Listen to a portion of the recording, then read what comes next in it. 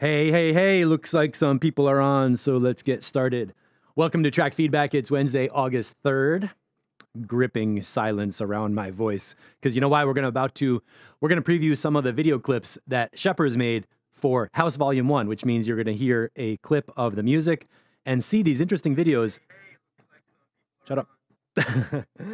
These videos are reactive, so the sound is happening, the visuals are responding on the beat, and then somehow each visual captures like the feeling or the mood of the track, which makes me want to turn off my phone. So I'm really happy with these. It's a great style. I like it a lot.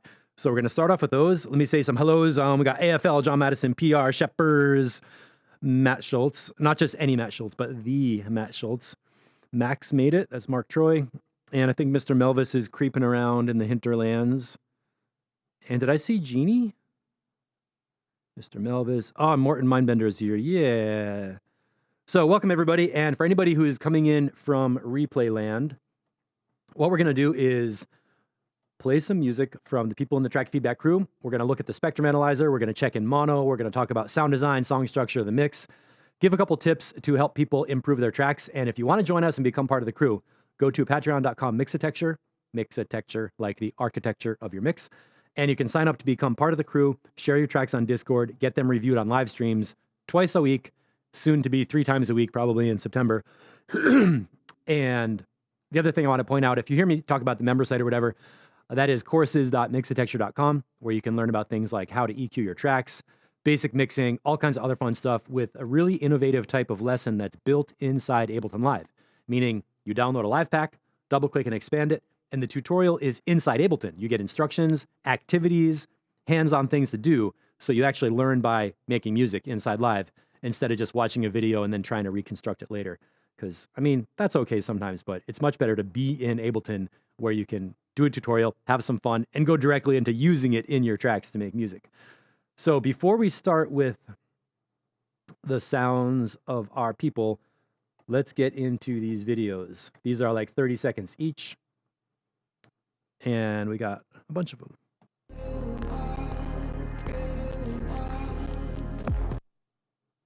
And something just crashed. Where did my audio go? System prefs, sound. There we go. That was weird. Try that again. QuickTime. Hello.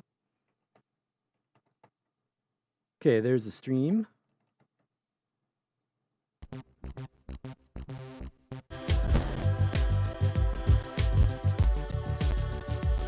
What just got reset here?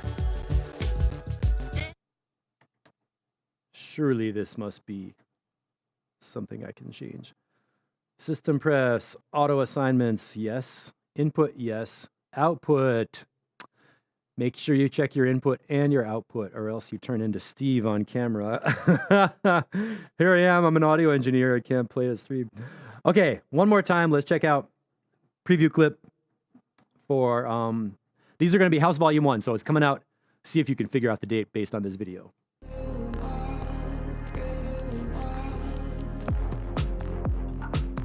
Those vocals have been getting stuck in my head all week.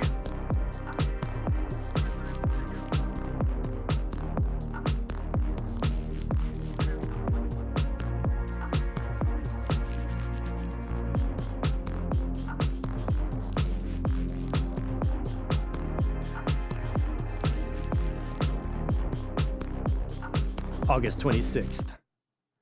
All right, that's AFL. These are not in order. They're just, I mean, this is not in the order of the album. These are just happening.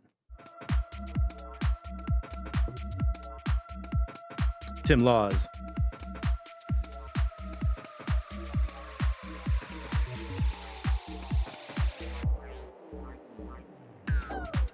He's been getting into this bass line kind of house sound.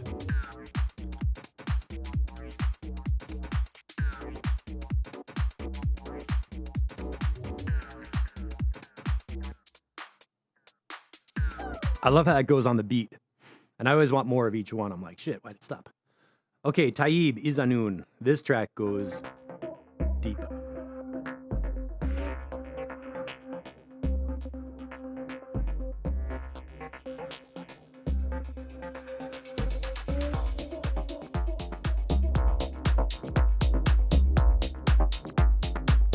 broadcast level up?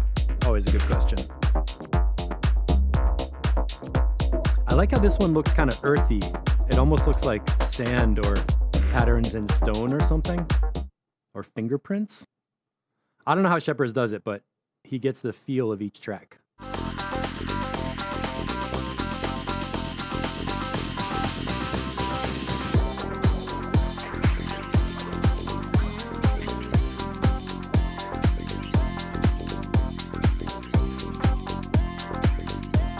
Who is this guy?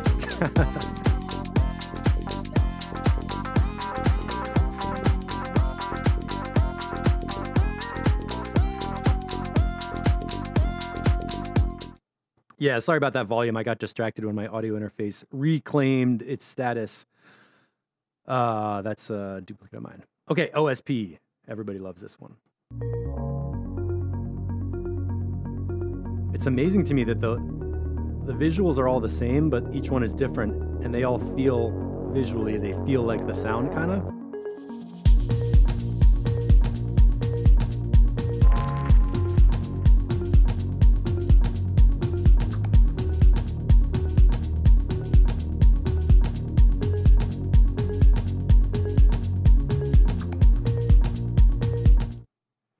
All right. OSP. Okay, Octavio, Deep House.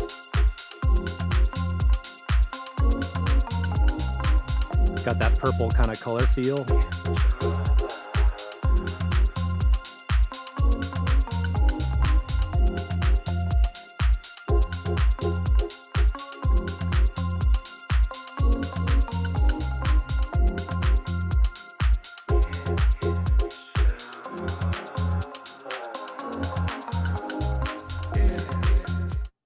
Okay, that's Octavio.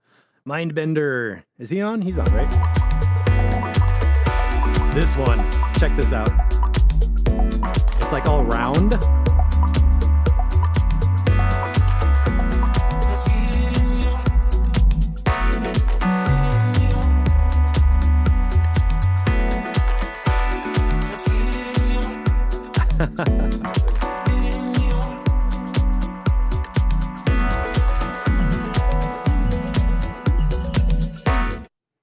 I like how that one is so like blobs or globular, blobular, kind of round, because somehow that bass line feels like doo doo doo doo doo doo, and it's like the images look like that.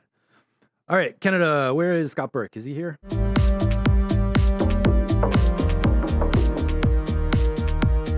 Sounds like late night. Looks like late night.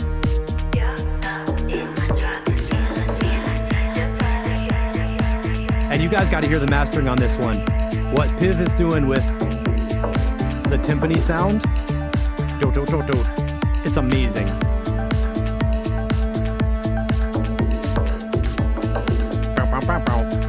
That low end is crazy on the mastered version.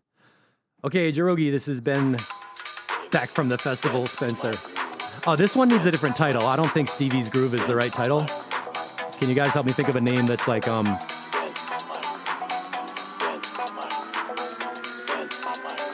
I like the way you move.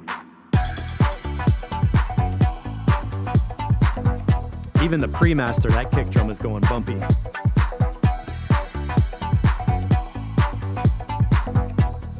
Like kaleidoscopic.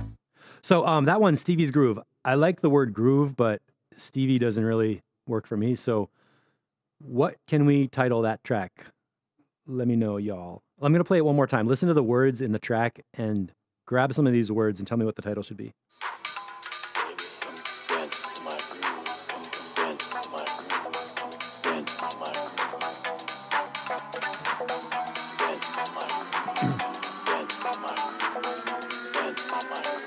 I like the way you move. I would say maybe Jirogi's Groove, or because the way you move, I mean, the way you move could work, but it's also like, I like the way you move, like the Outcast track. And just the word groove by itself is a little generic. The groove that moves, yeah, actually, that would be, I mean, keep typing him in And if somebody could take these, you know what I would like? Can somebody take those suggestions and just drop them into Discord in our deadlines channel or something like that? Because I just want to remember to grab them and come up with something cool. Just something simple. Okay, Alex B.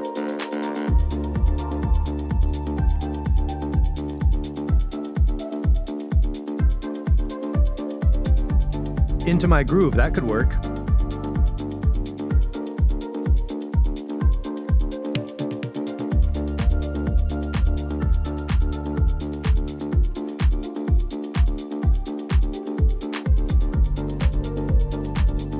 I really like the use of color and darkness. It goes in between like a black surrounding and then like really bright colors. So Shepherds, these are super cool. Envelope follower, here comes Jens.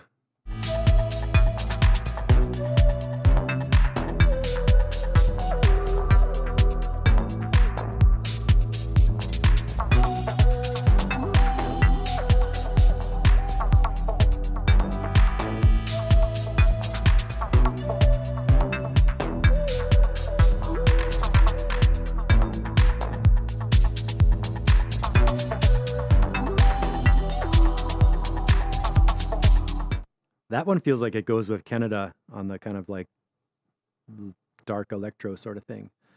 Okay, here comes Dimutech, James Sargent.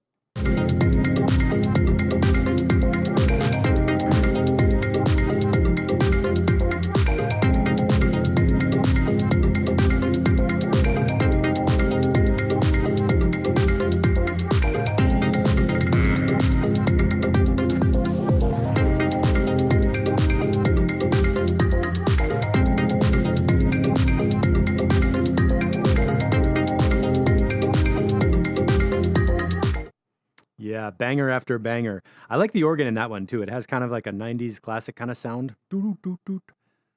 Super good vibes. And Donats. I didn't mean to save him for last. Is that the last one? That looks like an insect. Like a butterfly, like a moth.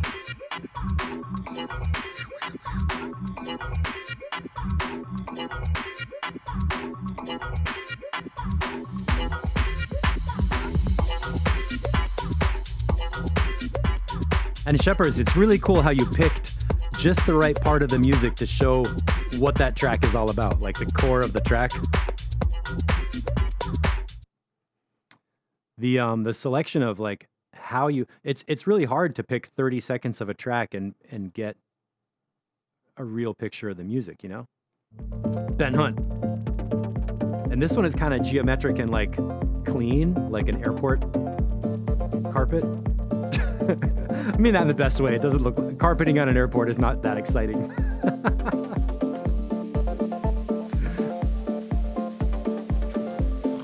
Or like a time warp, like.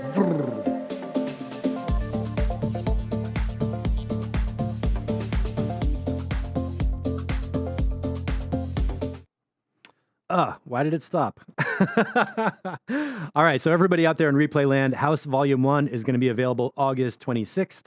We're still doing things just on Bandcamp, which means the artists get support, the label gets support, and we can build up a little bit of energy before we get into the streaming services. So, Shepherds, how many times you listen to all the tracks and somehow manage to get the right section? Paul, yeah, clean like an airport carpet. I mean, I said it, you know. I'm not going to understand what I mean. I just say things and they come out of my mouth. All right, Mr. Melvis, here we go.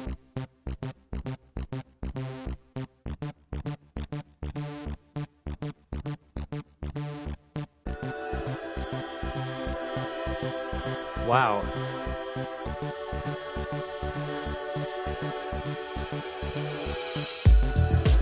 Damn.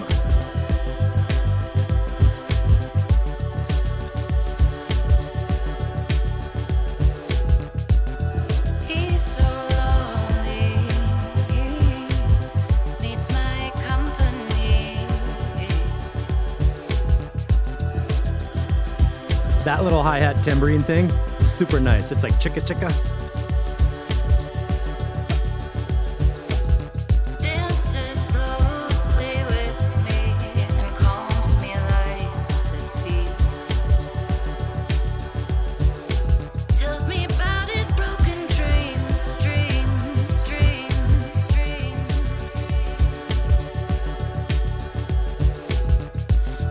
Just checking the changelog notes. Me back then, things were more simple. Things were more carefree.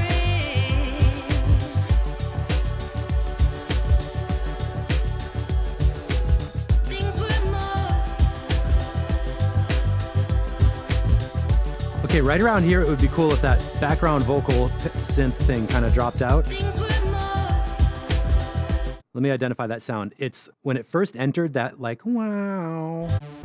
It was amazing. This right here that comes in at 10 seconds, that came in and I was like, whoa, there's a synth vocal. After a little while, I wonder if that can drop out and we can have like just the vocal and bass line thing. Things were more.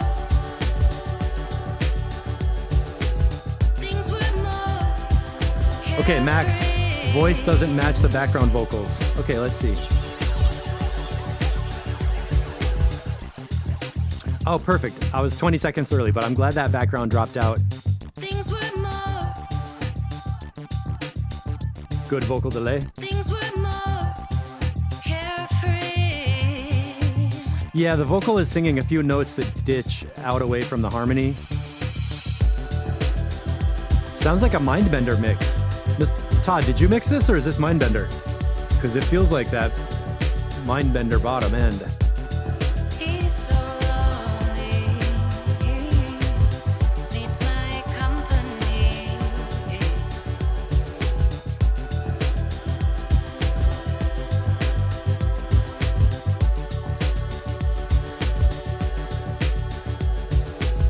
Dances slowly The with vibe is really cool. calms me like the sea. Vocals in a good place in the mix. Tells me about his broken dreams. Mix levels are all cool. Dreams. That's your mix. Dang! Says he I want to point out wishes one he thing in met the percussion level. Like the kick drum is nice and big, but some of the ghost note hits feel a little bit too big. things were more carefree. Boom. Okay, so the main beat is like this, right? Boom, boom, boom, boom. And some of those in-between kick drums feel like they're too much low-end pressure. Things were more. Okay, so this one I'm getting, the main kick drum I'm feeling is just a straight quarter note beat. Boof, boof, boof, boof. And then the in-between kicks where it's like doo, doo, doo, boo, boo, boo, boo, doo, doo, doo, boo, boo, boo, boo. Those like in-between ones, could you make those a little bit less heavy on the bottom so they don't like flub out? Boo, boo, boo. You know what I'm saying? Boo, boo, boo, boo. Doo, doo, doo.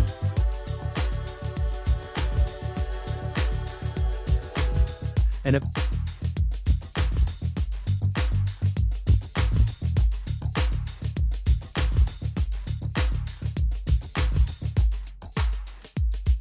that was such a perfect illustration right here with the bass line.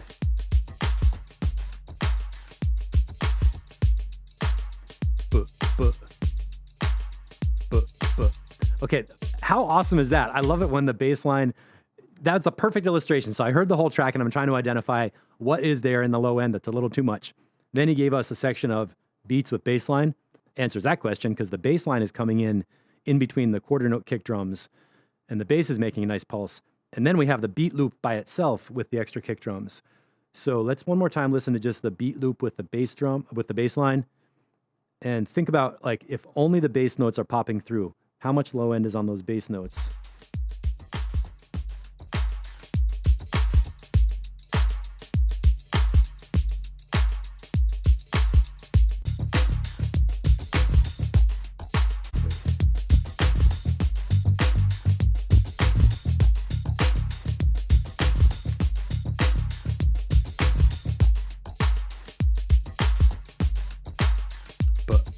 So Todd, first question is, those in-between kick drums, are those a separate sample that you can EQ differently?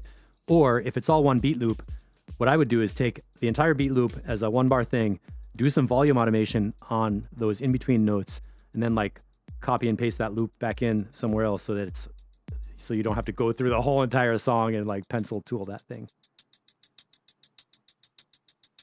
Oh, the little tambourine all by itself. Let's listen to the vocal entrance and pin down Things were more, what's happening melodically. things were more.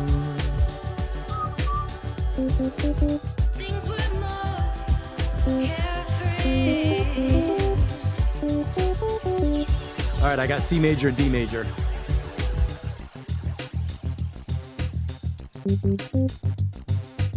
Things were more.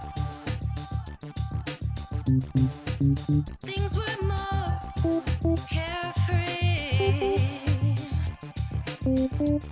Bass notes are like E, G, and D.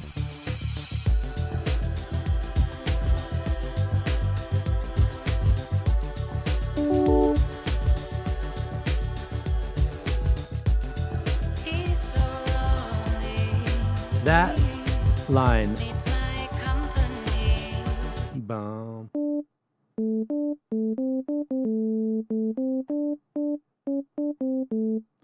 And it's the note A.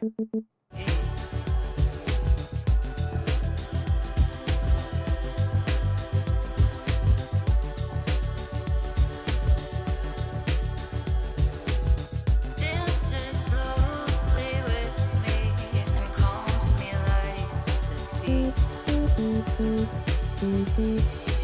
Tells me about his broken dreams.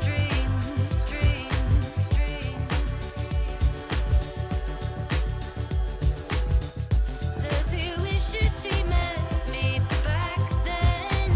Things were more simple. Okay, she's drifting pitch.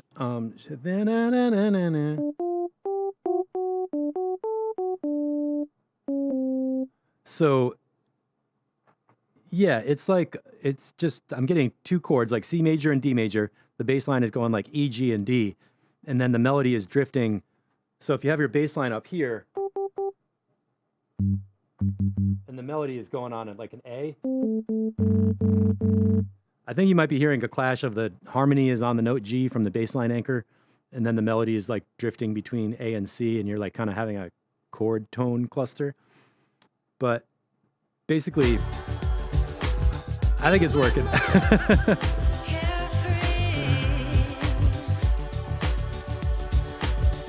DJ Waters, you want me to hum the notes? Things were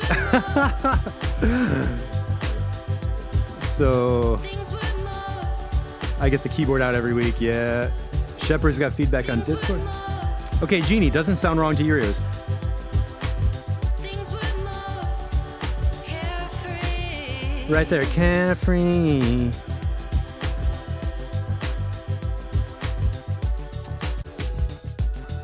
He's so lonely.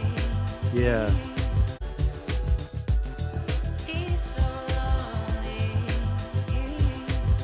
Mm. My company.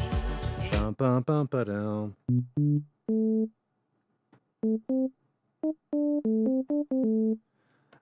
You know, I when I first heard it, I was, my first feeling was I wanted the background chords, the background synth vocal to drop out, just so we could hear the vocal by itself with the bass line. That opening bass line is so buzzy and scratchy that I thought, Things were more. really all I wanted was for the background vocals to drop out, not because of a pitch problem, but just because of like they were getting repetitive in that frequency range and they weren't changing at all. So what I would do here, there's that ear candy. And that's cool, that sound drops out. So Things were for me, the solution on this is not changing any of the pitch or the chords or anything, but just not having those two sounds of the vocal and the chord thing together quite so much.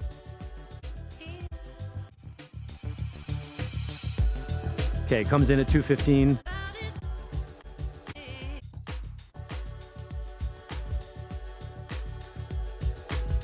Goes out to like 4 minutes. So could you do something to not have the background vocal synth in exactly at the same level, at the same sound the whole time? Like maybe have a filter it up, filter it back down, and let the vocal be on top with the bass line and beat, so we don't feel like they're on top of each other the whole time. That's what I would try. And then work on the kick drum ghost note volume so they're not like boop, boop, boop in between. And that's cool. I thought this was a Mindbender mix. I was like, oh, that's a Mindbender low end. So Todd, this is amazing. It sounds like very noticeably different from just what you were doing like 6 months ago. DJ Waters, kicks, ear candy, and vocals is all you need. Mr. Melvis, change the voicing halfway through the track. I'm not sure about the voicing. You're talking about like the octave she's singing in, or like, yes, definitely. Play along. We know what I would do personally. I would listen to the vocal, play along with the vocal, and identify exactly what notes in the scale are happening, and then build some chords that are like, that match that scale, but they're like missing the note she's singing. You know what I mean? So the backup synth is not playing the same note where her voice is going to land. You kind of like space it out. Maybe that would make like an easier place for the vocal to kind of drift around with the harmony. Because I don't think ultimately you have a harmonic problem. It's just kind of like like voicing and frequency clash kind of thing. Okay, let's keep moving. We got some AFL tracks and he had to be out by 1. So I'm going to rip through these 3.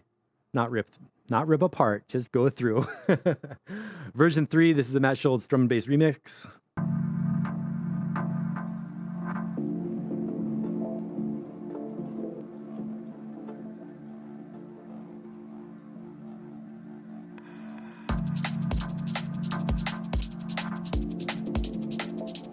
Comes in nice.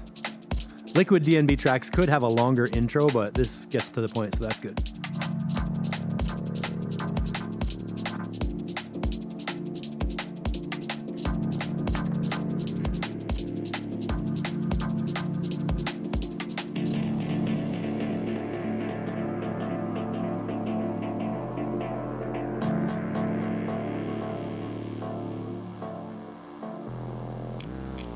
I like those snaps.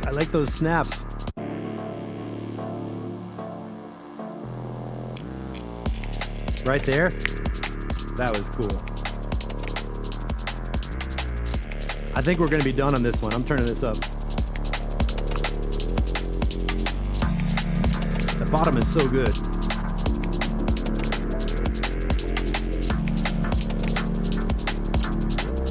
Let's check in mono.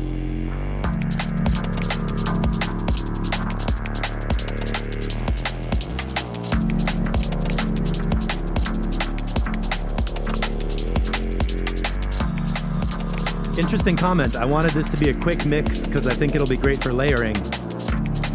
I'm not sure what you imagine layering on there, but that concept is awesome because you came out with a simple track that just sounds good.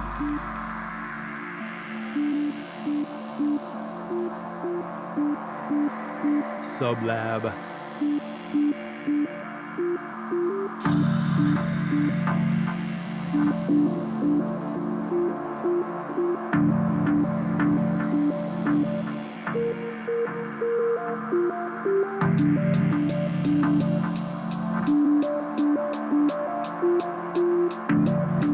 Vocal is a little too quiet.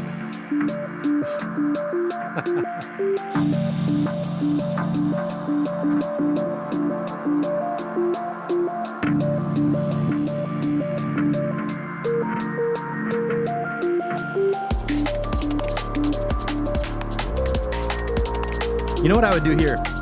Before that drop comes in, cut out the hi-hats and have like a little 1 bar silence of no drums. And then have it come in with the drums. Just tiny little edit, make a little silence before the beat. And that's not even necessary, that's just kind of an idea.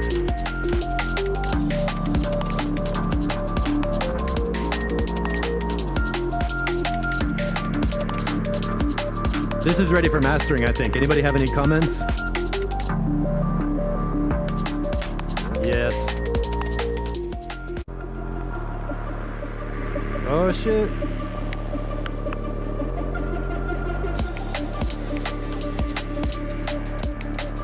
Yeah, man. The echo chamber. I hate to skip through this track.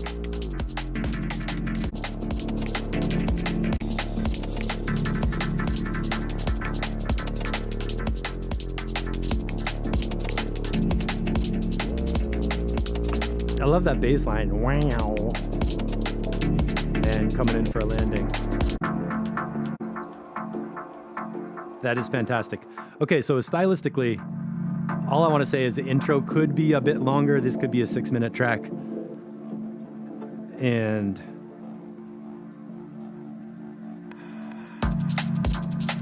it's great. D sharp. Wow, that's even better than Big D. And then right here. That's awesome. Cool, man. Big claps. All right, so 2 version 1s. What I want to do is find a simple thing to comment on for both of these and not do like a full-on review, because it's... Version 1s are usually like, let's just get it in shape and then worry about the details, right?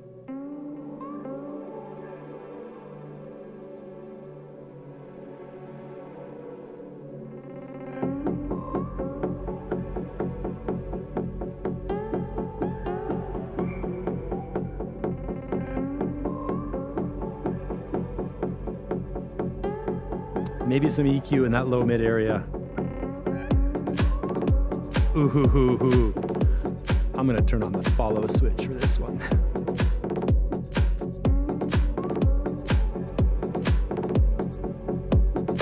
Yeah, man, what are you doing here?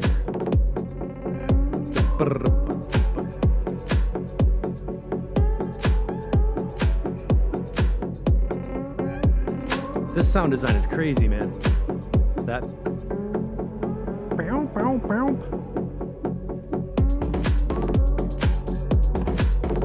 Version 1. You know what? I would not call this techno though. I would call this like on the deep house end, because it has that big clap, clap, clap, clap. For me, that takes it closer to house, whereas techno is just all kick drums with like maybe some clicky, but not like the backbeat.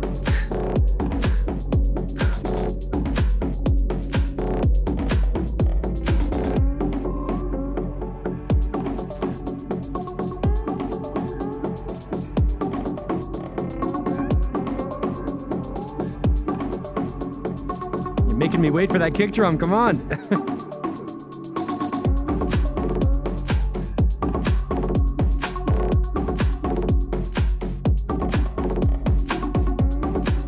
I don't know about all those double bumps.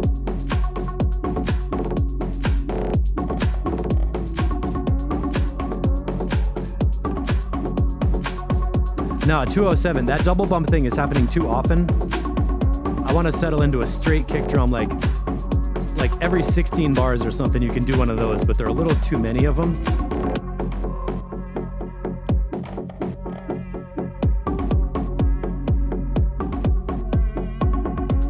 Shepard's mid synth could be brighter. Are you talking about like that one?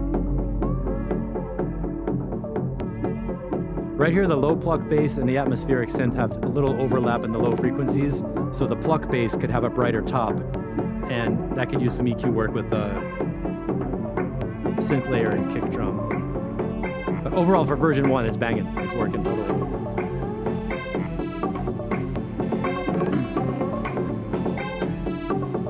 Coming out to the surface.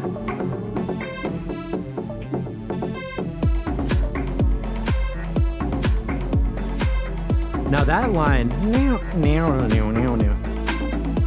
that actually sounds like it's got something harmonically different from what was happening before.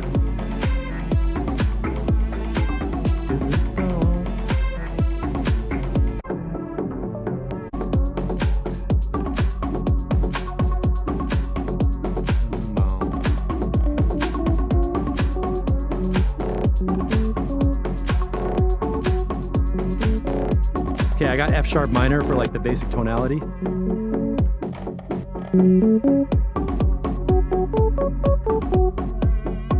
And then this other synth that comes in.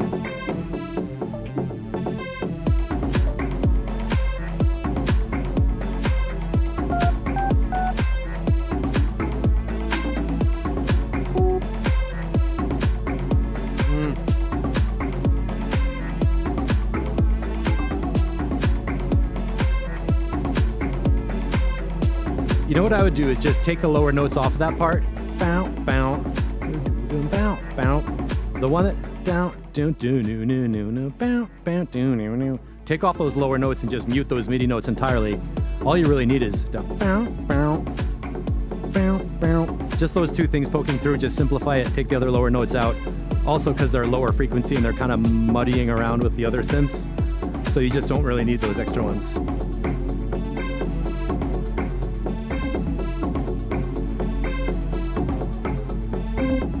Oh.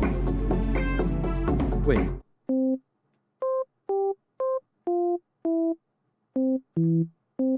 Is that playing C and E? Because I'm feeling the chord and the whole opening was this F sharp minor.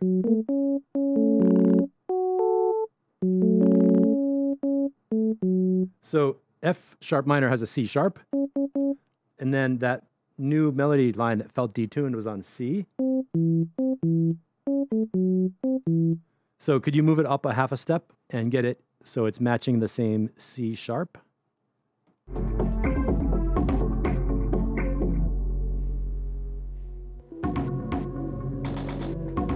I know, we're having a music theory day. And then all these sounds are a little overlapping in the low mids that need some clarity, each in their own space. Those plucks. Oh, good. Still in MIDI. Good, good, good.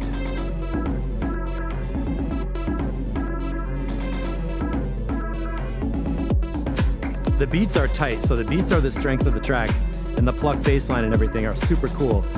Background synths have a little too much low end that's overlapping with the pluck bass line, and then that one melody, I would get to that at the MIDI level. Maybe take it up a half a step, maybe just deactivate the lower notes of that pattern and just have it popping through in two places.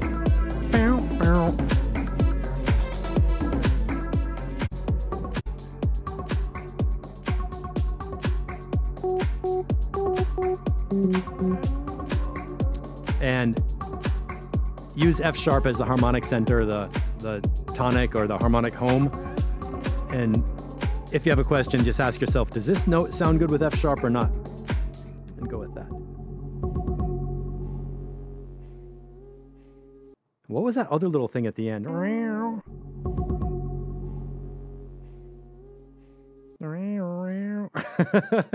And the drum reverb. So cool, man. That is a slam and groove. I want to hear that again on Saturday. Nowhere to Go, version 2.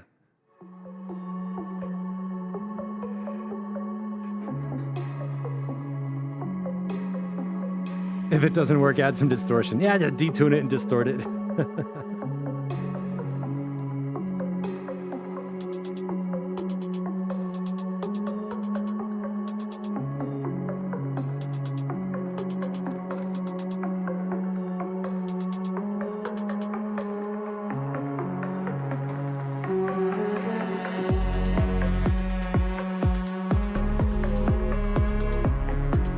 Okay, similar comment as before. The synth has a little more low end than you need. So the lower atmosphere is like, ooh, kind of a bit drone. Ticky hi-hat definitely can come up louder.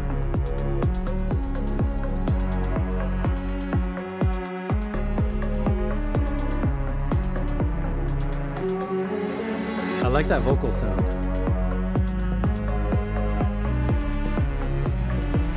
And now this one has a beat that's more like techno style of just kick drum and clicks with no clap. So we got those swapped.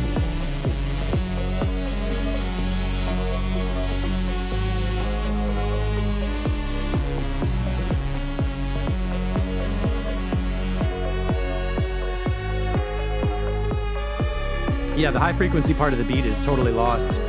Like hi-hats are just kind of not in.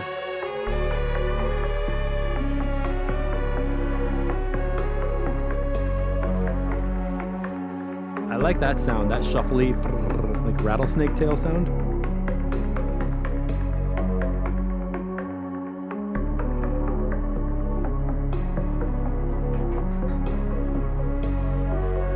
Yeah, Matt, that's a good point. It's easier to take away low end, hard to fix after bouncing to audio. Oh, here we go. This feels like where the track really gets going, so I could have used this beat a lot sooner. And that shuffle is great. Like, chicka, chicka, chicka, chicka. That's good. That synth is a bit loud. That kind of melody synth is kind of too loud. Got the riser, got the build up.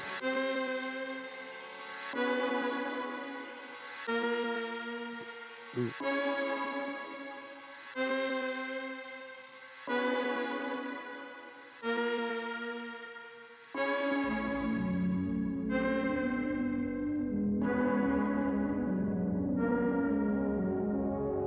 That's a familiar descending scale. It was unexpected when it came in. How does it land?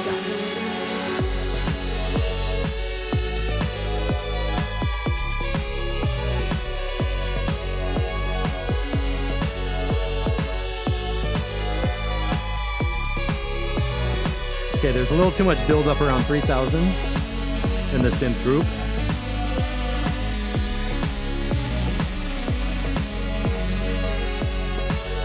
Paul, the break doesn't work for me. I felt that too, that the melodic change in the break was a little too different and it was not necessary.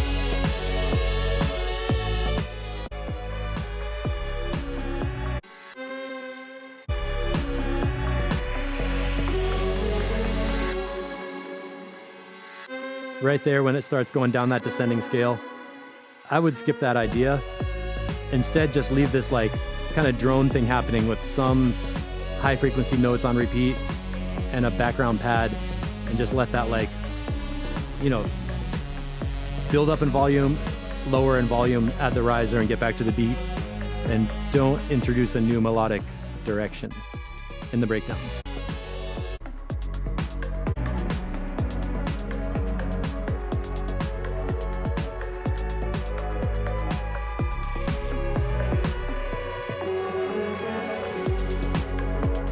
Yeah, that vocal thing is all right. I like the feel of that vocal. It's kind of breathy and spacious. And that right here, it's like a deep roller, right?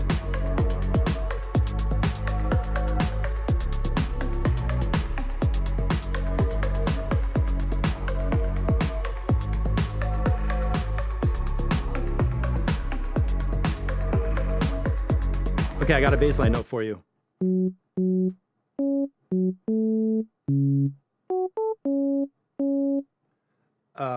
Bass octave. Okay, let me go through the bass line cycle you're playing.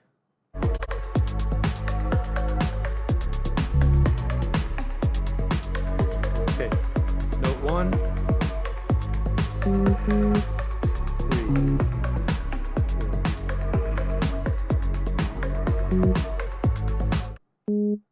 So for the 4-note bass line pattern, you're going like this. Note 1, 2, 3, 4. You're going back to the root note on the end of the bass line loop, which sounds kind of like, you should stay on the deep note longer.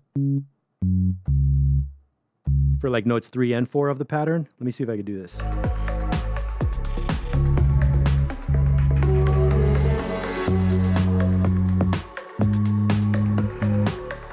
There's note 3, 4. Keep the note deep. And then go back up at the beginning. So basically, don't play the first note until the beginning of the loop.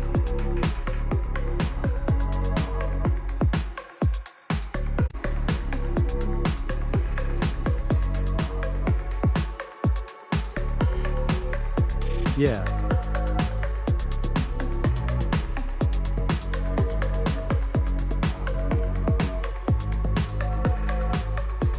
That's good. At 429, it goes back up to the starting note instead of staying on the deep note. Let me know if that makes sense, because that will make a really good noticeable difference. A noticeable difference. Ha ha. Oh my God.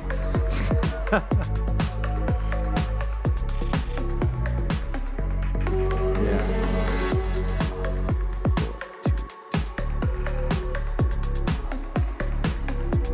See, right there, you're staying on the deep note on the simpler version of the bass line, and it sounds really good.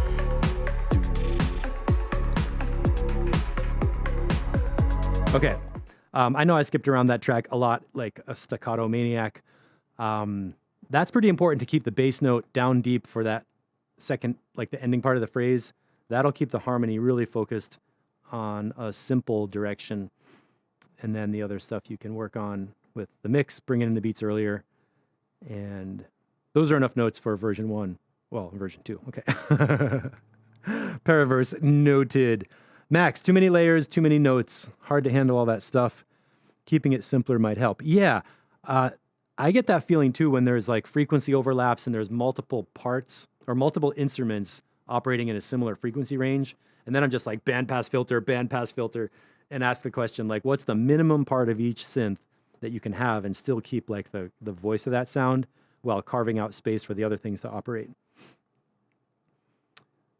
Okay, let's move on. And we don't have a ton of tracks today, which is kind of helpful for when we want to go deeper on stuff. Let's check out, is it time for Danats already? Who else is here that we want to talk with? I think Paraverse will go well after the last one.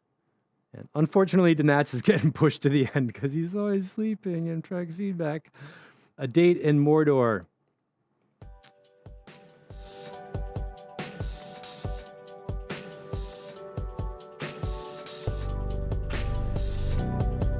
Okay, I'm pushing up the master level.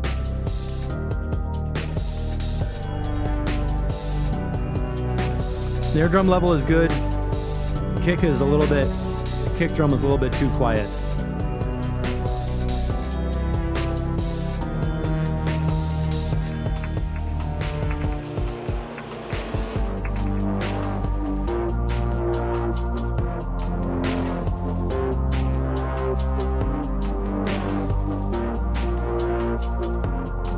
I like the pattern, the chord cycle. Some of the synths are out of balance with the volume level. And there's like a resonant thing in the middle.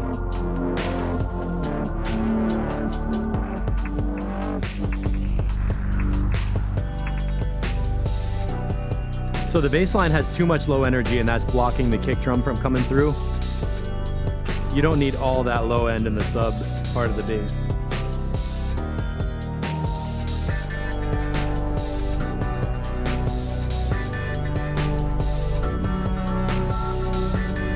And like your melody things are not loud enough. The main synth is like way louder than that little da, da, da.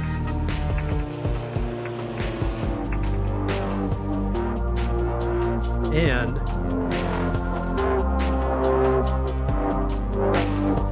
that frequency around 900 hertz or 1000 has kind of a build-up sound of like a resonant distortion, like.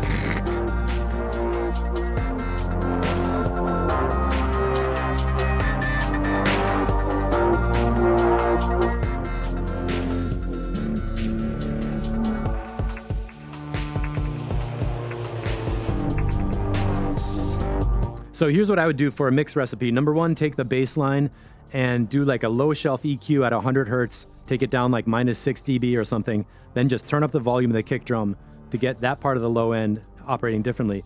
Then this, when I turn up the volume from 0, there's a synth that's like, oh, that drone, kind of like, I would say atmospheric background synth, but it's like super loud, so it's not background. I would bring that one down a little bit and make sure that doesn't have too much mid-range at 900 hertz. And then this little melody thing that's like, I can hear there's a melody thing happening, but it's getting buried underneath the other layers. So that could come up a bit. And then when you're saying that a haunting ambient guitar over the top, oh, that was Mr. Melvis. Yeah, see, I can see, but in that little gap, the kick drum is cool. There's just too much bass line down there. 24 hertz, the subwoofer punisher. So basically, you just have some volume and EQ balancing to do with this. The structure and composition is super cool. It's like eerie, haunting, fluid. It goes through transitions. It's really interesting to listen to. So let us know if the mix balance comments make sense.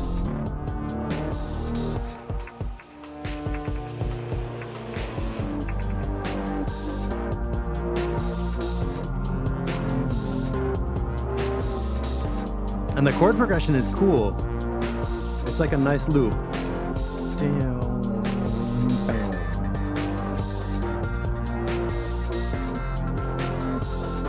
Has like that epic sunset kind of feel.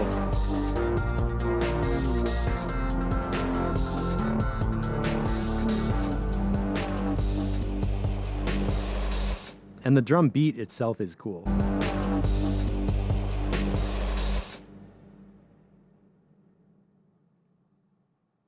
All right, it's a synth choir and a higher synth delayed sort of guitar. And the low end has a synth that's following the bass. Yeah, so don't let too much low end build up in the synth and bass. Or else you'll never escape Mordor. It's cool. You definitely are making interesting music that has such a story behind it.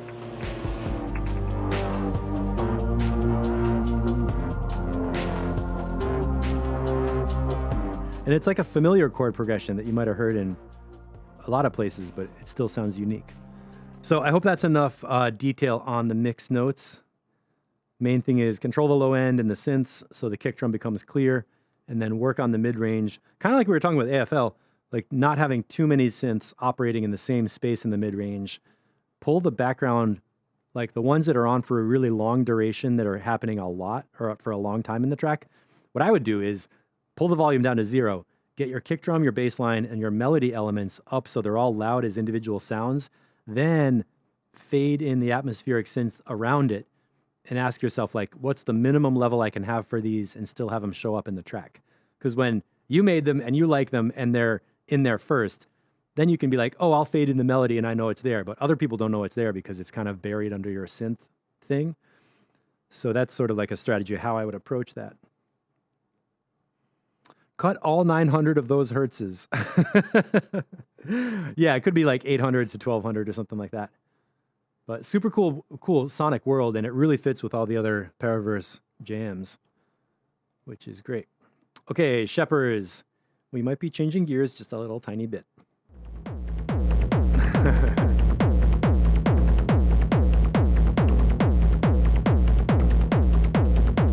140.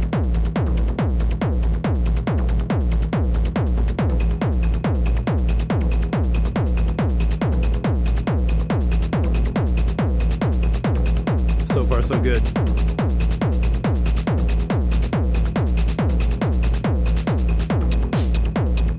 Yeah, coming with a clap.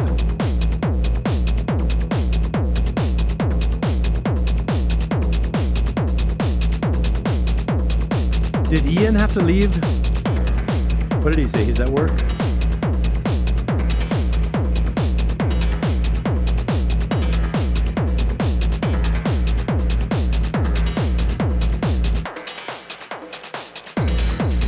Yeah.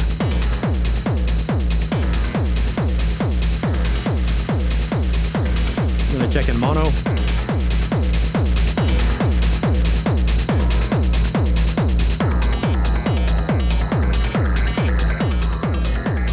Sounds fine. This sound is cool.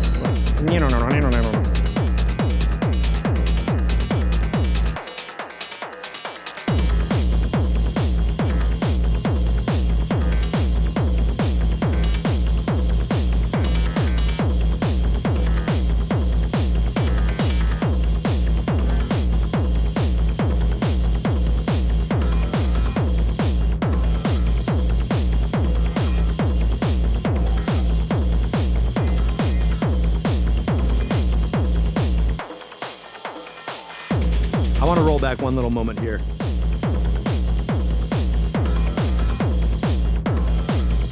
Okay, there's a background sound that's like a shiny, like shing, shing. Where is that? And then it stops.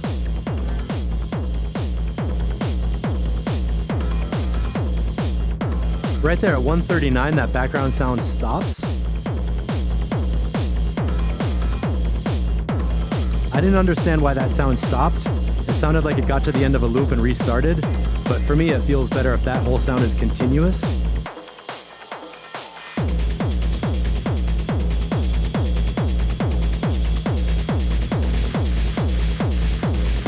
This is cool.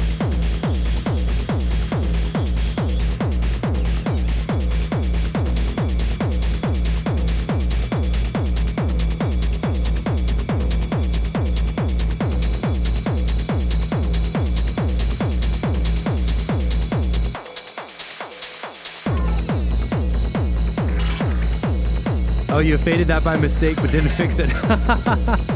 I don't think I have good ears. I just have pattern recognition of like what's happening. I don't know.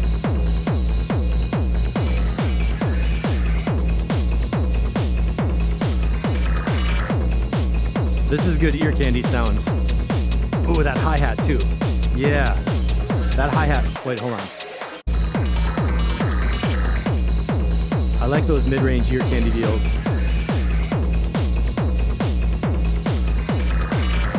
That one. And then this hi-hat is awesome. That makes it for me.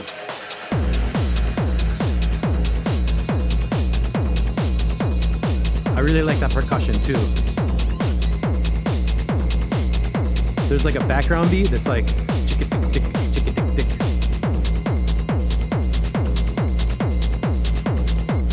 Little bit too much at 4.2. I can't whistle that high, but up there. This sound is awesome. That's like the Killer Bees sound. Whoa.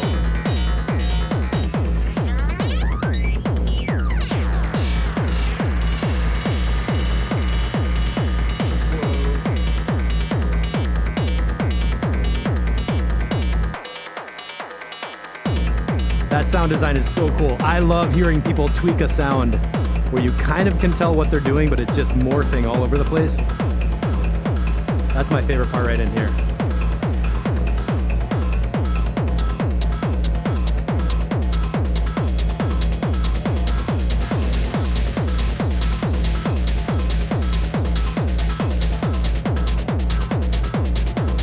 Got the shuffle. Tick it, tick it, tick it, tick it, tick it, tick it.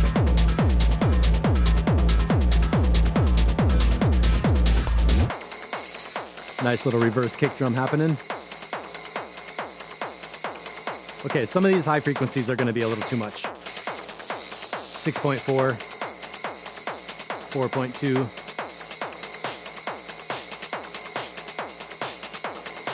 I think that's the longest breakdown we heard from Shepherd's ever.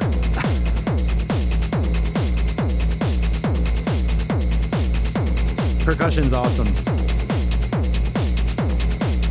I've been wanting a little more low end, I gotta tell you. I'm coming up with 60 hertz.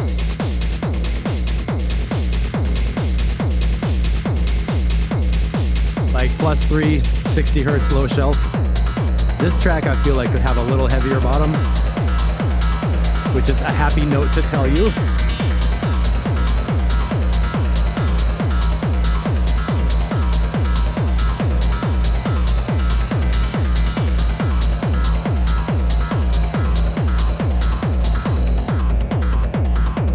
Yes, right here. Total simplicity.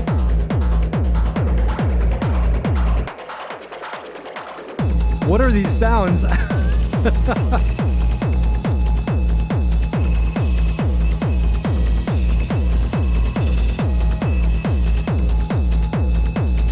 Okay, I gotta tell you, these ringing sounds that have a frequency spike in the high mids are gonna be hard to deal with as a listener. Those are the ones where I'm like, ooh, I don't want that. So that's where you use a tight notch filter and just hit it on that spot. All these sounds are amazing.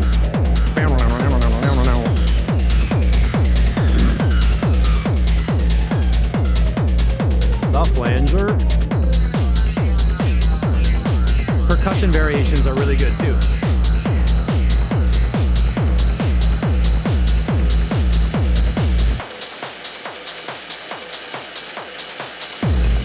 Yes, good. Okay, I'm going back to EQ flat.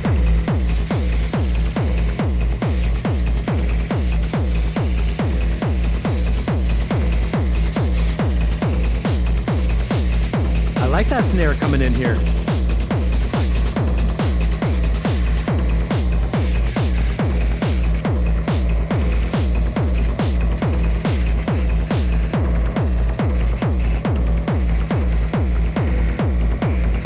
Okay, Paul, that's a good comment from Paul. possibly overusing the dropping the low end on the kick before each mini break. I didn't quite notice that, but it's good that you noticed it. That's a useful comment. In other words, for sheppers, don't do the same exact kick drum programming on all your tracks. I love that distortion on the top end of the kick drum.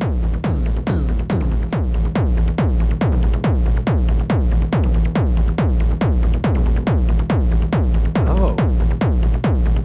Wait, check this out. There's a sub rhythm. There's a tiny rhythm in the kick drum that's like digga digga ding, digga ding, digga ding, digga digga ding, digga ding. What is that? Do you hear that? Digga digga ding. I think it's right there at 160. Digga dig, digga dig. It's super cool.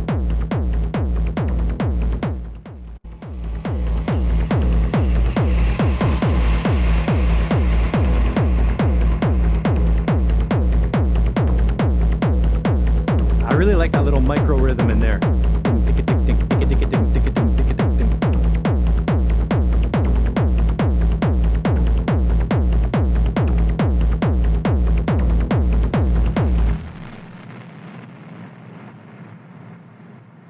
Distortion reverb. That always sounds like a building just fell over. Like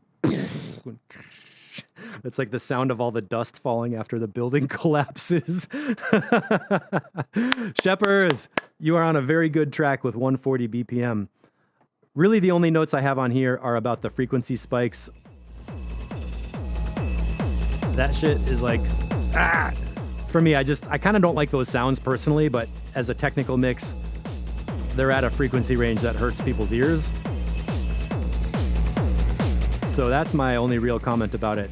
I like this long gap we had right here. Let's check this out again. I like that reverse. Whoop. Not those. Nyeh.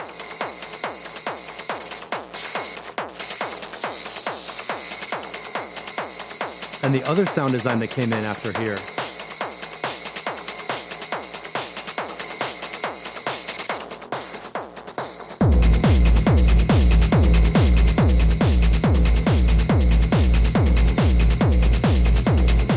It's interesting. And it's super cool that like with something so, I mean, if you go to normal people and describe this music, you would be like, oh, it's getting pounded over and over again forever and it never stops. Like normal people don't know what to do with this, but there's so much variation in here in like detail of the micro rhythms and sounds. This part.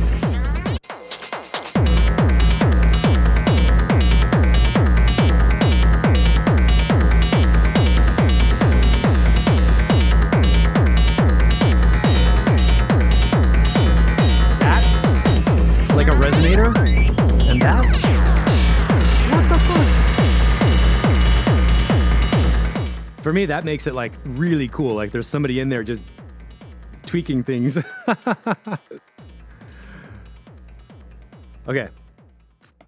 I have a hard time stopping tracks, as we know. That one sounds really good. So I think I gave you a couple mixed notes. And in general, when you are doing stuff that has an obvious tweak of like, here's a sound, the volume fades in, and then it really morphs a lot and fades back down. I like that a lot. That is like a really interesting thing to do.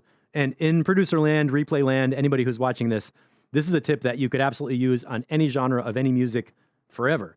Like take a sound, bring it in so it gets your attention. And more than just like doing a filter sweep to open up the frequencies or a volume change or pan position, if you actually change the structure of the sound with some other modulator or something that's like breaking the original sound and taking it to a totally different place, it's really interesting to listen to. There's a gazillion automations in there. Yeah, you can automate it, or, I mean, you know, record the automation and just start tweaking some knobs. For me, that's my favorite part of music, when it sounds like somebody's actively changing it. And like a live band setting, it'd be like, it's like breaking the container. Like if there's a drummer playing, then they go and hit the drumsticks on like the rail that the cymbals are mounted to, like tick tick tick, or they drum on like, you know, like their monitor or something. Or what would be the equivalent for a guitarist if they start like detuning the guitar while they're playing? I don't know, but the sound design in that one is what keeps it super fun, and the beats are so tight. This ending section, I always love these endings. It's like coming back home and having some space to relax. Just a little kick drum.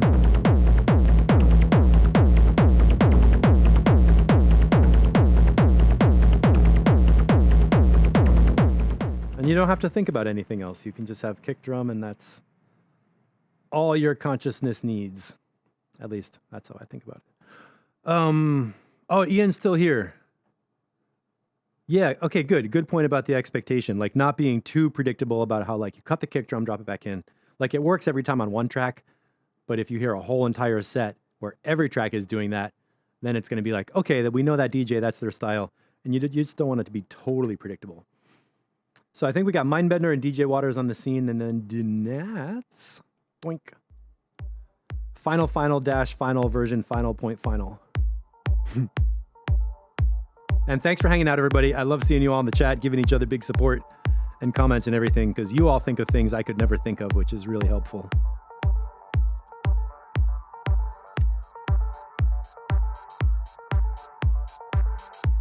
And Mark Troy, man, come on with the tracks. We want some more from you.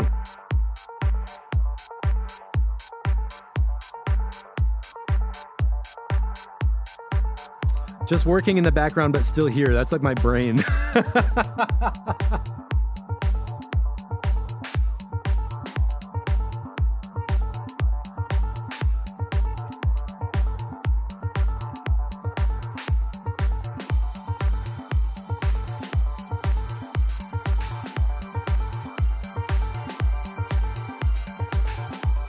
Okay, right off this mix sounds like the middle is a little too low.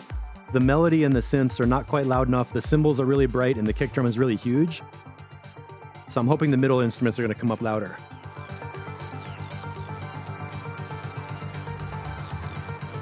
Yeah. Good build up.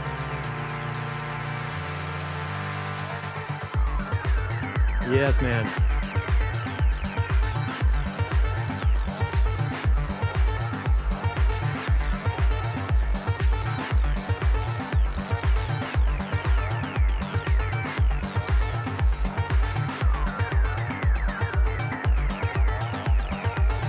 I like how the Mindbender tracks have a really simple beat and then such a bubbly instrumentation. Ticka, ticka, ticka, ticka, right? And then just like boom, boom, boom. All right, Paul, thanks for hanging out. Yeah, that synth before the break was a take you away synth. I want to hear that one more time. This buzz waveform right here.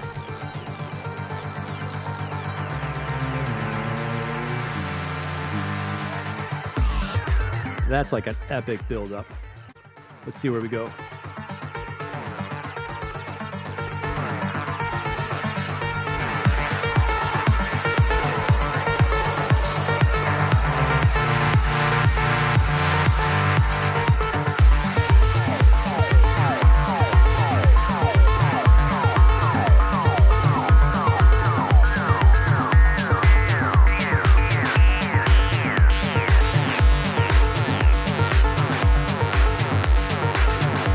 In.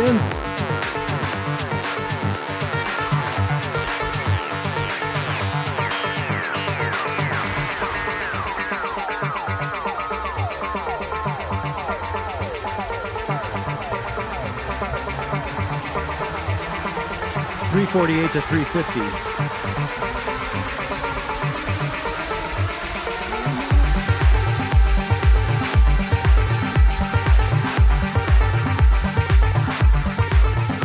Let's check in mono.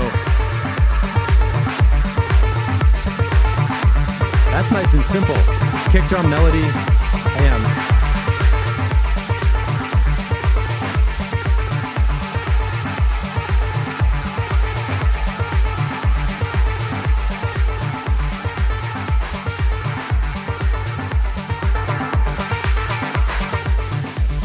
I want to try a little EQ dip in the high mids right here.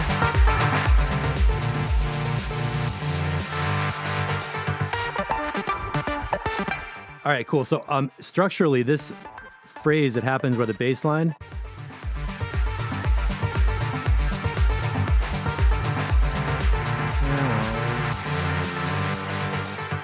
That's what makes the track for me. Down, now, bow, now, and then it goes into a break. Really cool harmonic pattern. Mark Troy totally nailed it. It all flows, sounds blend, energy high.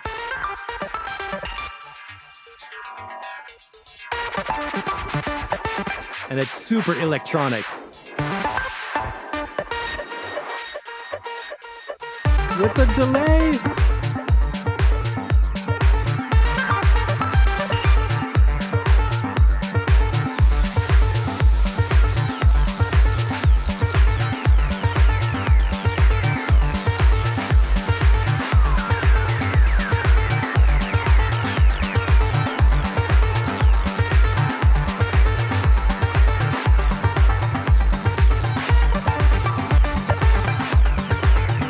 Now it's a groove.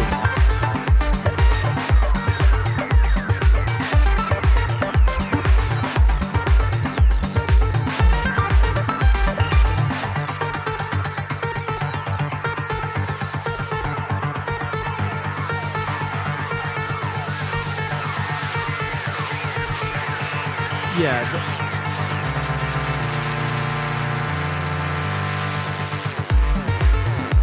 That part is amazing, that bass part. Overall, the track has a little too much in the high mid-range, 3,000 to 6,000. Some things overlap. But I want to point out the part I love the most right here.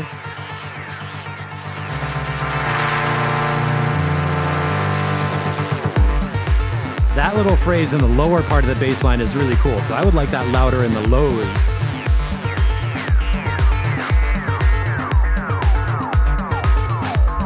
Whole track is heavy overall, and it feels faster than 117.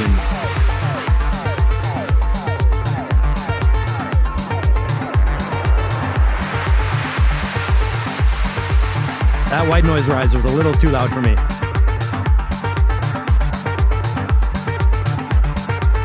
Solid right here. Nice pan position on the crash.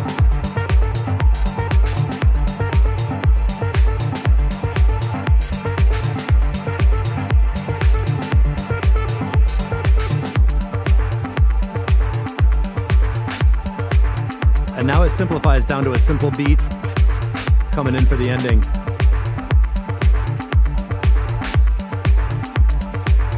Seriously, Mr. Melvis, if you're still here, when I heard your track today, I thought it was like this kind of a mix from Mindbender. So whatever you're doing is working for sure. And Morton. So good.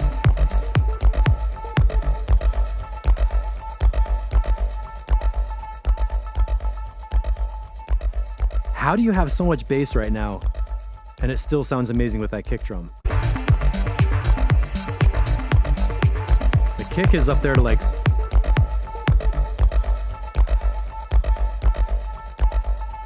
Does the kick... I don't know.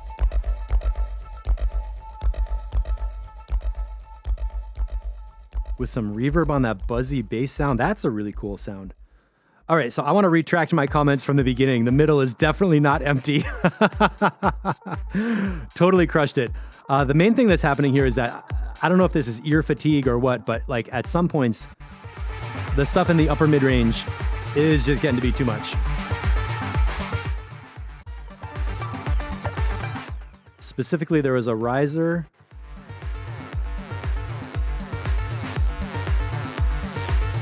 I forget exactly where it was.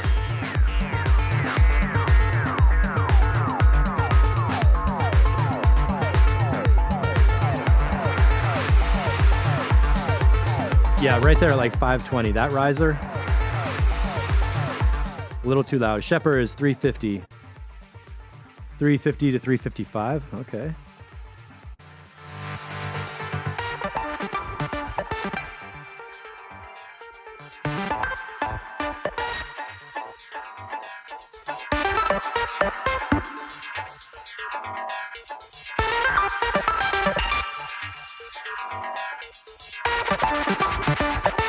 So Shepherds, what are you listening to right here?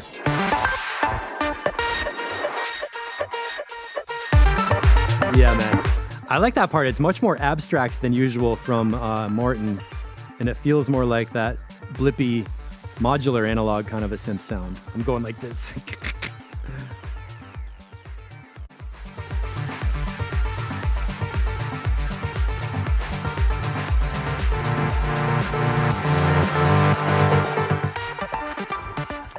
What are those notes?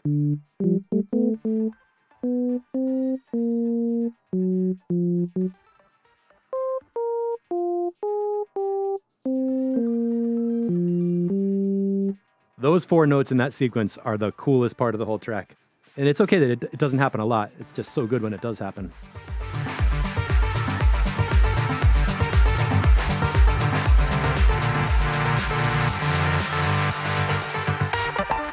Cool. Okay, I hope that's enough notes. Morton, as usual, your tracks come in sounding like really amazing. And if this is final, was that final master or was that final version before getting it mastered or something? It's totally playable. It's awesome. It's amazing. And the most I would do if I was DJing is maybe a couple parts I'd be like, ooh, take the high down a little bit. You know, those are tiny details. I'm trying to help. And it's hard to give this guy advice because everything comes in sounding like, damn, that's good. So let's move on and check out Hypnotize version 3. And then we'll do Donats. So Shepard, sounded a bit rounder than the first version. Okay. Hypnotized.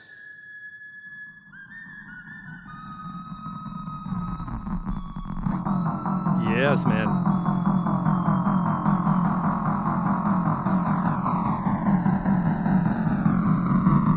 That just sounds burnt.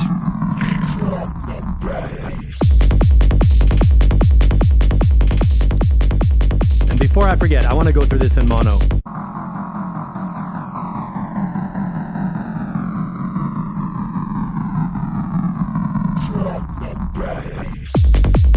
Okay, that works. Yeah, let me check the changelog on here. This sounds like a Piv Clit progressive track for me.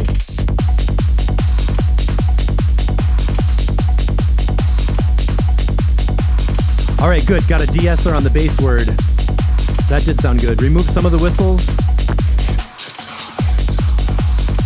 Yeah. Percussion EQ on the bongo. Wow, wow, wow. I hear the bongo. Bass.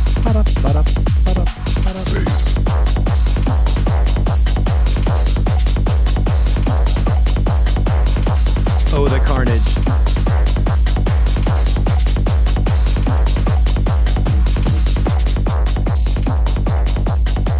This does not sound like a pre-master. This sounds like a track.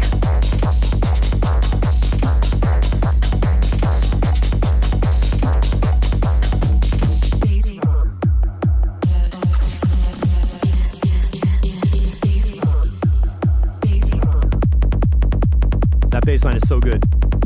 Ding-a-ding, ding-a-ding, ding-a-ding. Bass.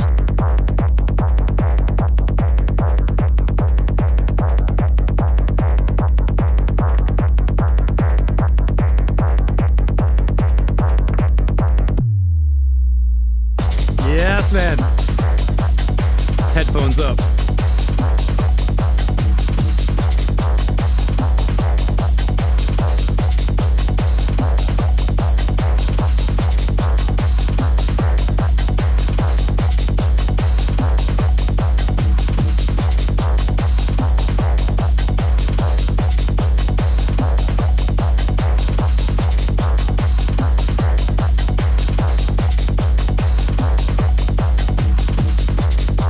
I like it. I can hear all the layers.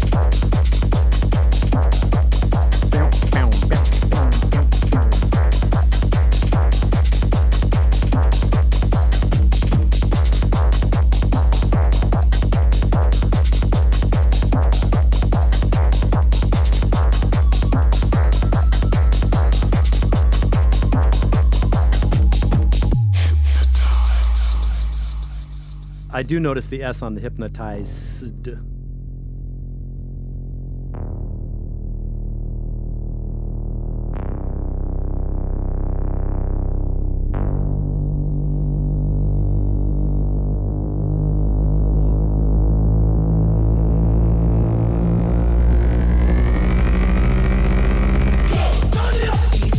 All right, we're going through that in mono. When I first heard this, I lost my mind, and it's still good.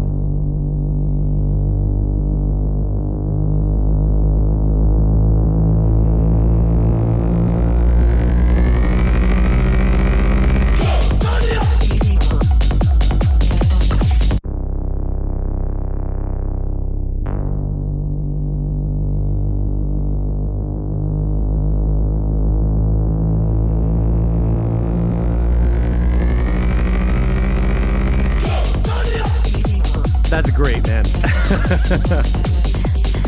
It's like I get fixated on that sound. I'm like, oh my God, what's happening?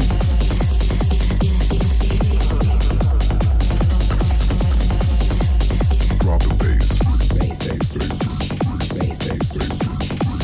Yeah.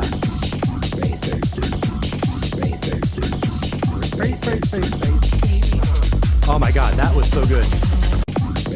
Listen to how the kick drum comes back in underneath.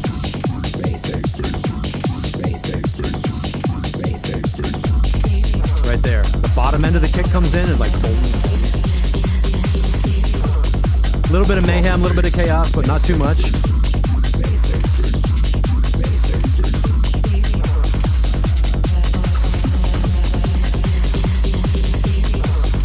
Drop the bass.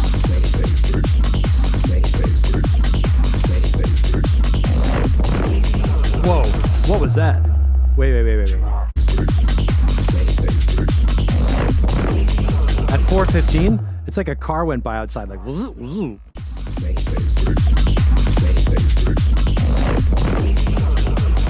That sound design is amazing. Drop the bass. Right here. Bass.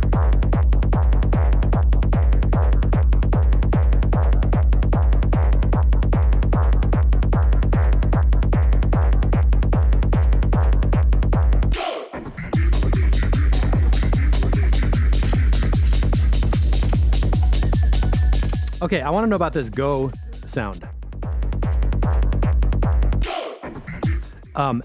Do you hear that a lot in the sets that you listen to? Because I've heard that exact sample a couple of times, but I never hear it in house music or whatever. So I'm wondering, is there an original source on? Is there like an original track that came from that's like a famous classic sound, or is it just a popular sample pack? Because I really recognize it, and I'm wondering like who else recognizes it, or what's like the context around that sound. I don't know if you can answer that, but if you know, let me know. I'm just curious. And I like the whistle right here. I think it's cool in the track. It gives it kind of like something else. Drop the bass. Reverse kicktail, okay.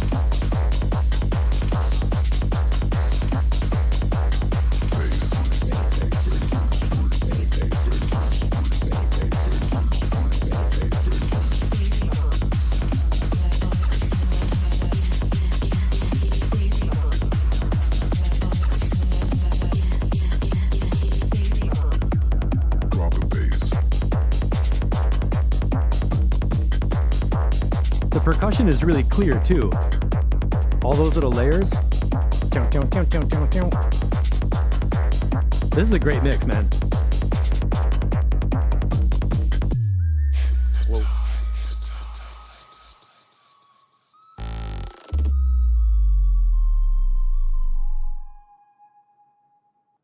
I don't know if this is like, if I could listen to this with a hangover, but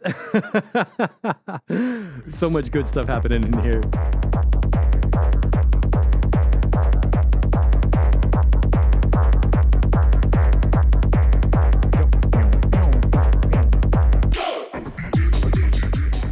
Yeah. It's great, man. Version 3, Big D. Lots of claps. It's totally playable already, so I can only imagine after this gets mastered what's gonna happen. So good job with that one. Did I give you any mix tips? I don't know. I don't think I heard anything in here that needed to change. Or if I made a comment, I don't remember what it is. So heavy and clean. Make it dum. Oh yeah. Finish him. That's great, man. The sound design on top is super amazing. What was that one place? 413? 414?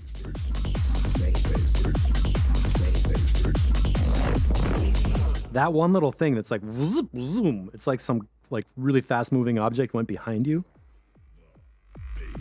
Wait, what am I supposed to drop?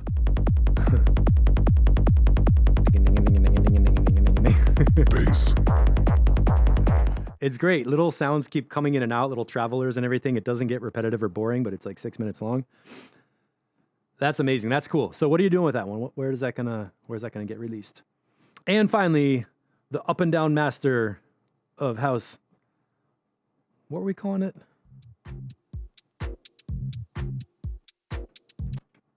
Okay. Just checking the high end hiss on here. Yeah, the intro on that.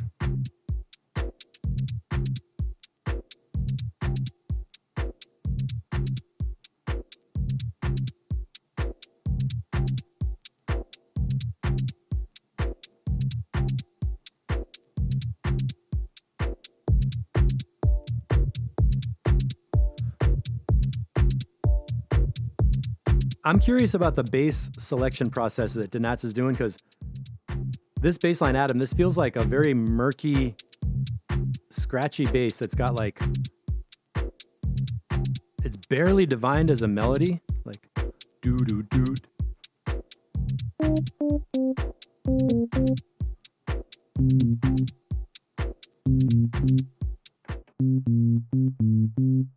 Like, is it playing? I'm not totally positive what note it's playing. And the bass sound feels kind of scratchy and like a bit percussive, a bit rhythmic. And we hear a lot from the bass lines in your tracks that they're like, it always feels like the bass line is made from a sample of something else. And it's being like kind of forced into place into that position. And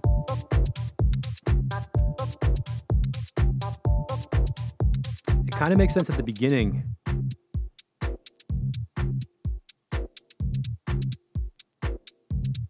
Boo doo boo. And it's also happening in a range that's like, it kind of gets buried when other stuff comes in. So I don't love that bass element right now.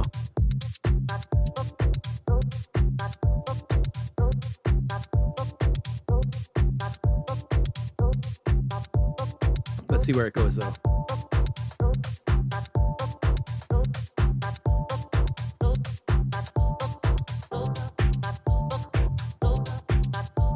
Like I would personally replace that with something like a simple bass guitar with a low pass filter. So you have a clear note, it's clear rhythm, and then you can just play it and trigger it.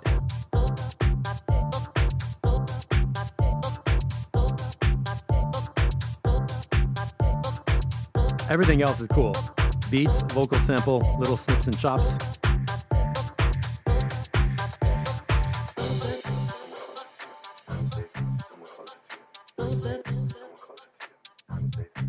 Yeah, there's all this super low end in that bass thing that's not quite functioning as a bass line.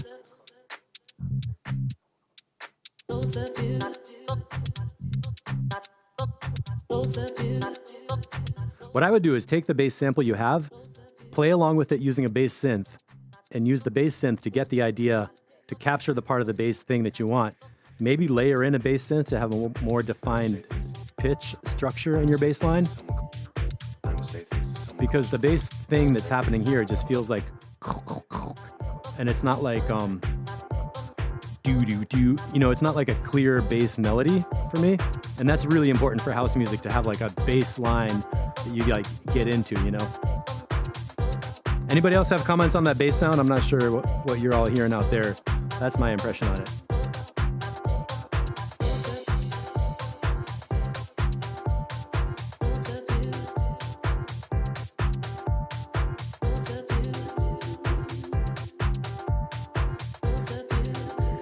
Vocals beautiful.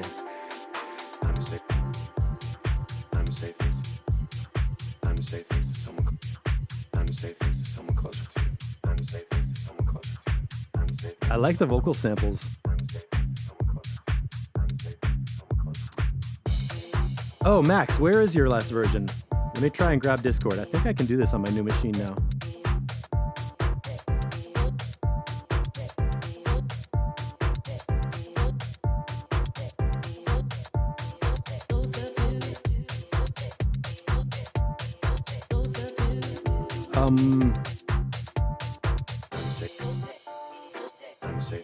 Max, where is your final version? And say things to someone closer to you.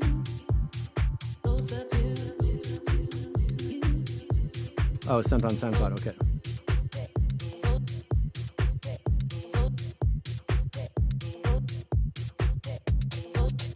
That percussion. What just came in right here?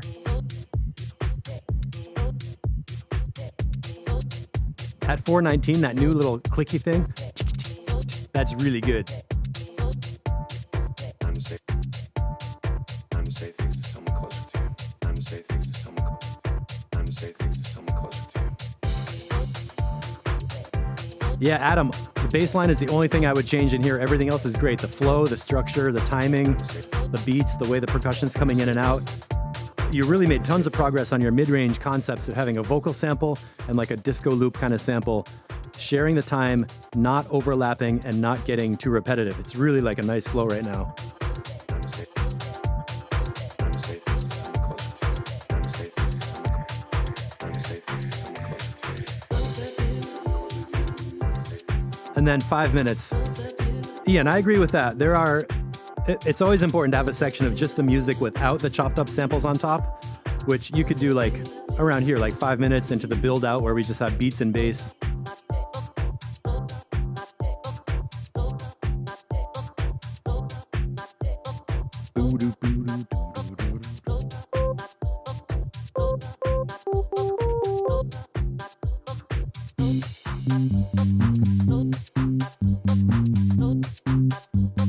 I'm feeling just something like that.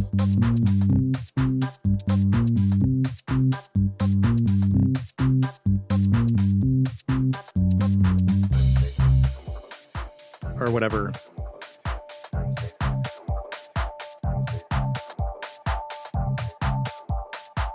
I like that delay happening.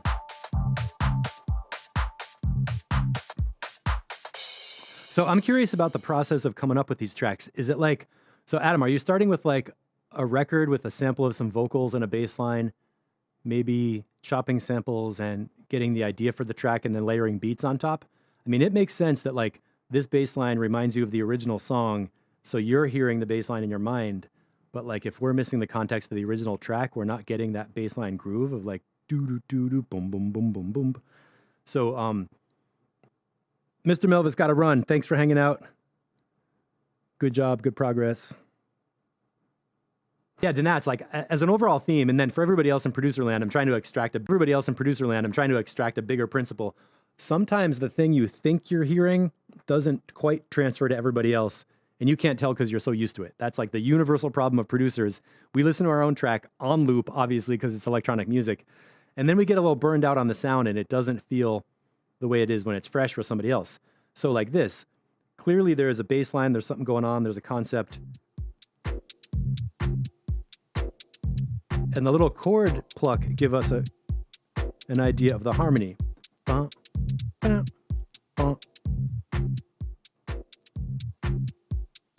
So I really like it. The opening with those two little plucks is like, okay, there's our harmonic pattern, really simple, perfect for house tracks.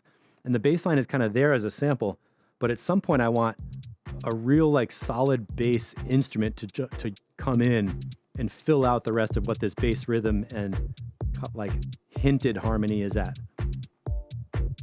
So I think I talked about that enough. It would really be worth an experiment to try doubling the bass line with a bass instrument, then muting the sample and playing with those two elements during the track to see how you can make it feel like full. And otherwise, I didn't have any comments. The mix is nice, the structure is cool, the sound design is perfect for the vibe. Classic Danat's energy. So what I'm gonna do is refresh and grab, hopefully, a Mark Troy message with a link to 10,000 Bitcoins. Oh no. Did you send it to the Mixatexture SoundCloud?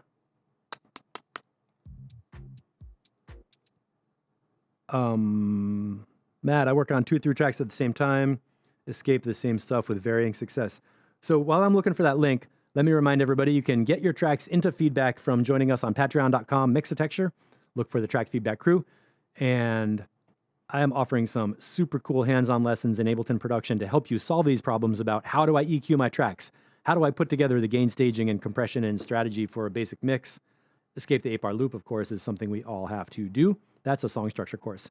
And these are all built with hands-on Ableton projects where you download an Ableton session, you get audio instructions and activities with automation showing you what to do, and then exercises where you can play with the sounds, use the same exact tools and sounds and everything that you get in the tutorial, but then you do it hands-on inside live. So you actually literally learn by doing it. Max sent to Mixitecture, and that is courses.mixitecture.com. Right now I'm in the middle of rebuilding how to EQ your tracks to give you some activities of EQing your drums, EQing your instruments, EQing vocals, EQing sub bass, learning the frequency sweep technique as a basic thing, and then applying it to the sounds we use in electronic music so you can dial in your mix and solve problems like, oh, I have too many instruments in the mid-range, or oh, my lead melody has frequency spikes that are putting holes in my ear. You learn how to solve those with what the EQ tools are, how to identify problems and solve them in your track. So I'm not just telling you like, oh, boost 80 hertz or whatever. It's not just like a recipe. It's like how to actually listen and identify problems and then do the frequency manipulation or whatever, where to cut, where to boost, how to know, and then your tracks snap into focus and sound much, much better. So one more time, refresh for the people in the back. There we go. Tears of the Poppy remix. All right, pre-master. Shepherds. When I finish a track, I try new combinations. In the moment, I get hooked by an early result. Finish the idea.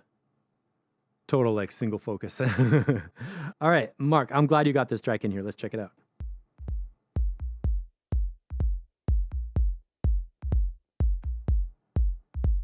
That's my fan noise in the background. Sorry about that.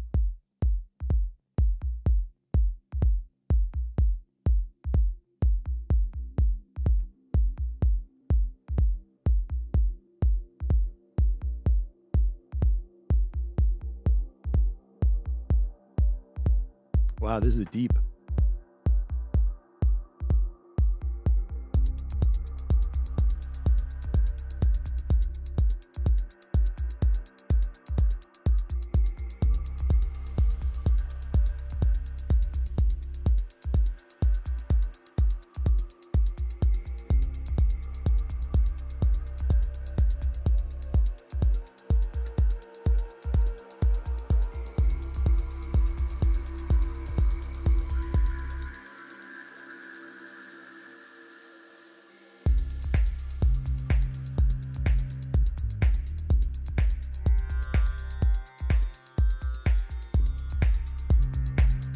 Matt, you want it loud today?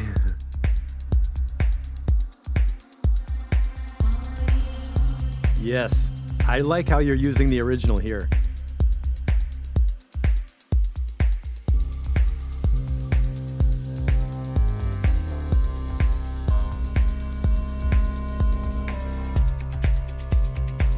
Perfect.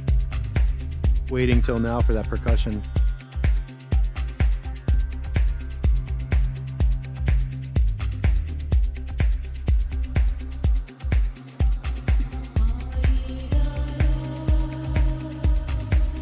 Oh, that's beautiful vocal treatment. Totally faithful to the original.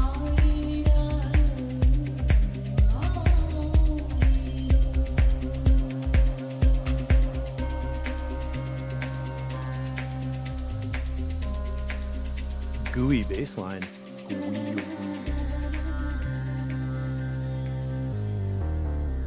Oh, that's amazing.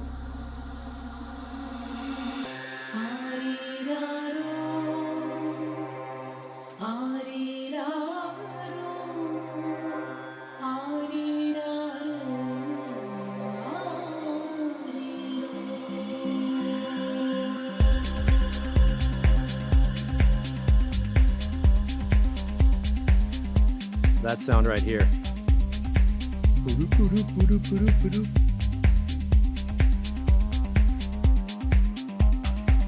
It's a little bit distorted, totally hypnotic. Perfect example of a sound that can be really good at 260 hertz. Sometimes 270 sounds like garbage, sometimes it's amazing.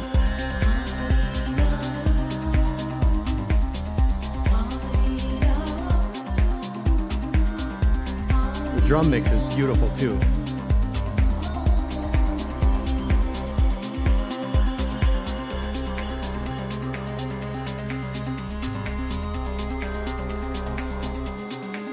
I'm glad this is a pre-master. I don't have any comments at all. This is amazing.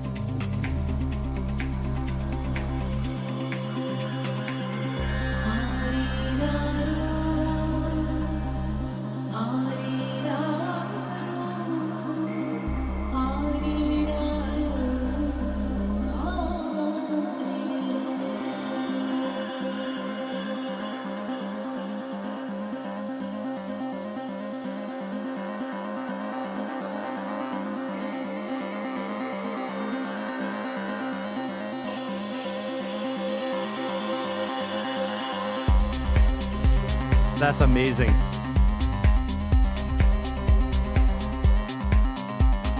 Yeah, Matt, the vocal is off grid. It comes in a little bit later after the intro teaser is on as we expected. Then afterwards, it comes in a little bit late. I did notice that.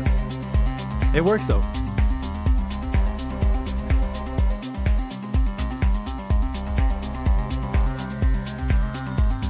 This track is totally solid. I want a copy of this one.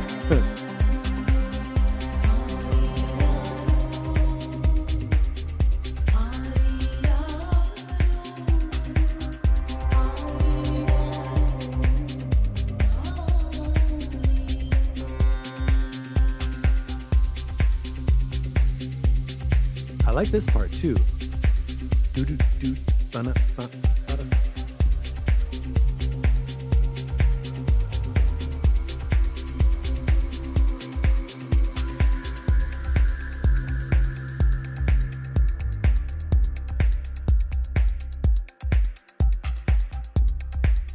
Yeah, totally done.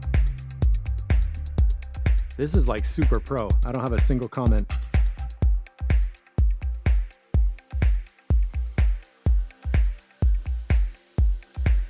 I like how there's a double kind of a kick. It's like dum ba-dum.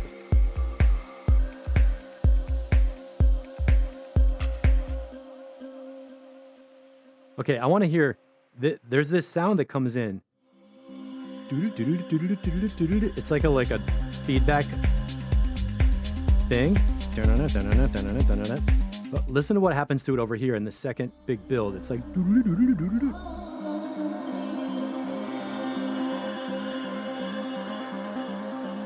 Now it gets louder and morphs, a little more distortion.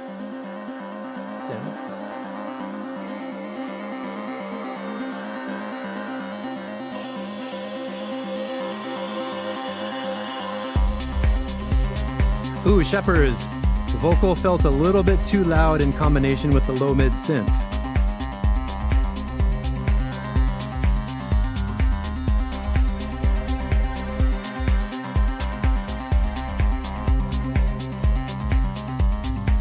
That sound at 270, this thing makes the whole thing, that's like my anchor sound for this track. I get fixated on that.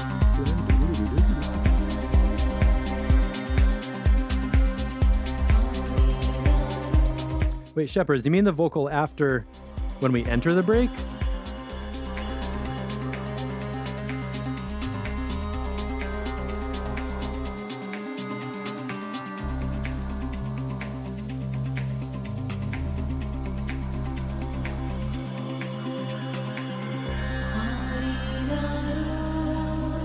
.338. Shepherds, are you talking about the vocal right here?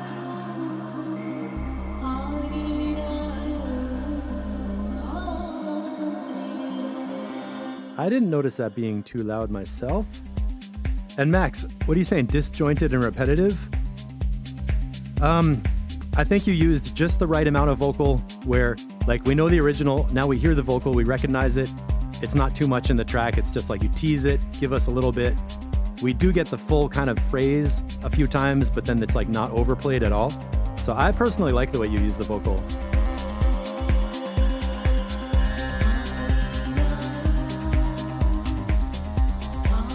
.308.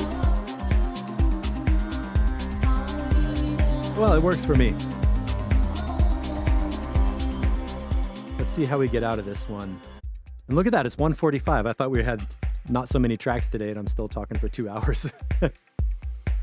Man, what a great track. Beautiful mix, totally playable, flows. It's very accurate for the vibe of the original and takes it in a new direction. A little bit jealous, just a little bit. Cool. Thanks, everybody. That's going to be it for track feedback today. We're using version 6 for the album cover of House Volume 1, coming out on August 26th. If you have any questions, you can always find me, steve@mixatexture.com, or join us in the Discord server. The link is in the YouTube video. And I don't know what else to say. Oh, Shepherds, first drop around 2 minutes 30 ongoing. Well, luckily I got the tab open. First drop 2:30. You know what I like about SoundCloud is you can scan the waveform and the time changes even when it's playing. You can pick a different time. So let's just check out what happens at 2 minutes 30.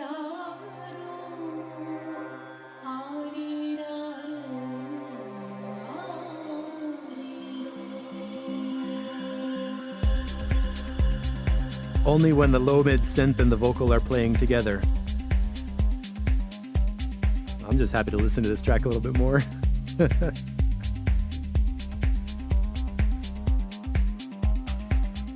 very like rolling, like.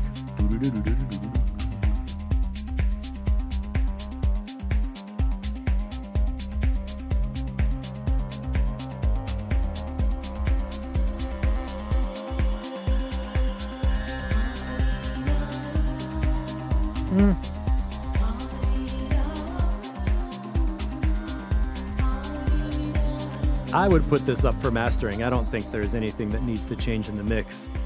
The mid-range is, you know, you could tweak some stuff, but I think basically it's masterable. So remember, everybody, eat your vegetables, get some exercise, and dip out 600 hertz from your kick drum. This has been another episode of Track Feedback. I'll see you all on Saturday. Thanks, everybody. Ding, ding, ding. Really nice tracks. It's amazing to hear the progress in the group, and I love seeing people support each other, trade comments, think up stuff to suggest that I wouldn't think of myself, and try to say funny things, which are usually funny. All my jokes are so stupid.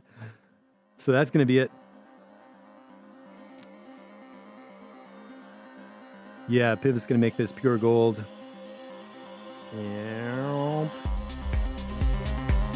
There we go. All right, everybody. See you next time.